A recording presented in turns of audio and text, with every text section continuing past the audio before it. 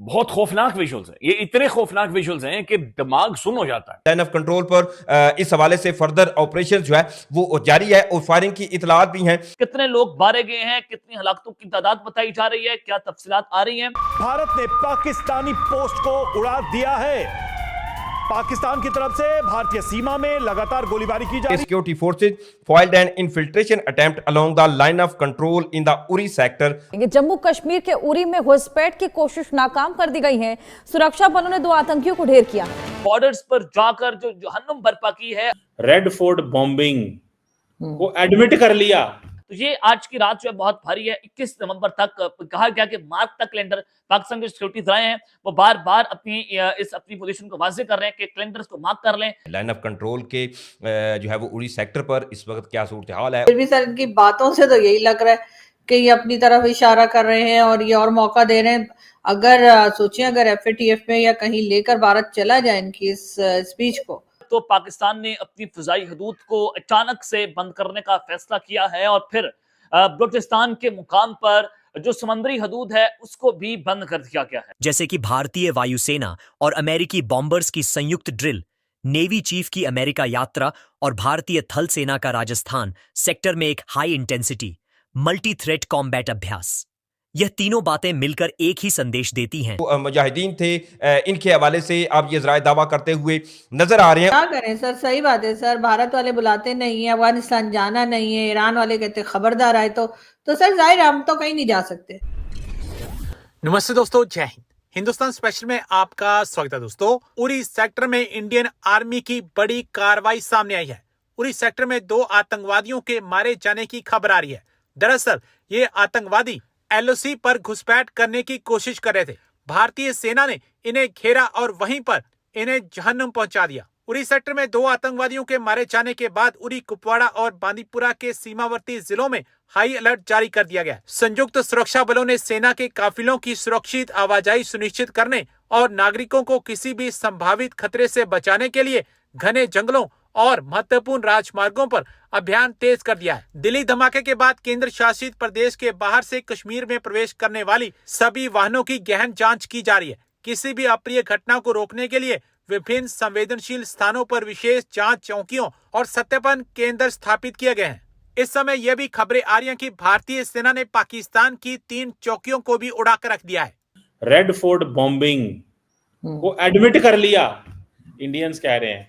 उसने कहते हैं कि ब्रॉड बेस एक स्टेटमेंट दी, तो उसको इंडियन मीडिया जो है वो चला रहा है। सर देखिए, मेरा ख्याल है कि ये जो पहले आजाद कश्मीर के प्राइम मिनिस्टर रह चुके चौधरी अनवारुल हक ऐसे कुछ नाम है उनका, तो उनको एहतियात करनी चाहिए। ना सिर्फ ये बल्कि कोई भी अगर पाकिस्तान की मिनिस्ट्री में रहा हो, पाकिस्तान की गवर्नमेंट में रहा हो या आजाद कश्मीर में रहा हो, जहां भी, इन लोगों के स्टेटमेंट जो है वो ऐसी नहीं होनी चाहिए कि जिससे कि दूसरे लोगों को ये इंप्रेशन मिले कि जी हमने कुछ किया है। देखिए सर, मेरा ख्याल है इस तरह के ये लोग जो हैं इनको एहतियात करनी चाहिए बात करते हुए, इसलिए कि चाहे ये तो खैर फिर भी प्राइम मिनिस्टर रह चुके, लेकिन अगर कोई प्राइम मिनिस्टर ना हो के भी अगर कोई मीडिया पर्सन ही हो या कोई इस तरह से लोग जो जिनको लोग देखते सुनते हैं, अगर वो भी ऐसी बात करें, चाहे वो हिंदुस्तान के हो या पाकिस्तान के, तो बात शुरू हो जाती है। आपको याद होगा कई बार, क्या मेरे ख्याल है 2-3 बार तो मैंने भी देखा है पिछले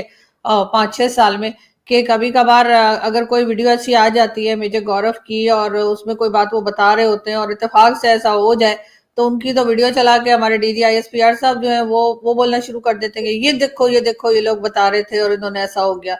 ये हमने जाफर एक्सप्रेस के टाइम पर भी देखा था, जो लास्ट, अगर मैं याद कर पा रही हूँ, रिकॉल कर पा रही हूँ, तो उस वक्त भी जो है वो जिस तरह से था, तो मेजर गौरव की कोई वीडियो आई थी और उसके बाद जो है वो जाफर एक्सप्रेस का हादसा हुआ, लेकिन उसमें मेजर गौरव का कोई लेना देना नहीं था। वो एक बात कर रहे थे कि भाई यहाँ पर जिस तरीके से BLA वाले कर रहे हैं तो उसमें कुछ हो सकता है, और जाहिर है कि वो TV एंकर है, हार्डली 5 years उन्होंने फौज में रहे, उससे ज्यादा तो नहीं है, लेकिन हमारे यहाँ क्योंकि उनको जाना पहचाना ज्यादा जाता है, उनकी वीडियो ज्यादा देखी जाती है, तो और DG ISPR ने वो चला दी अपनी प्रेस कॉन्फ्रेंस में और वो शोर करने लगे कि ये देखो भारत कर रहा है।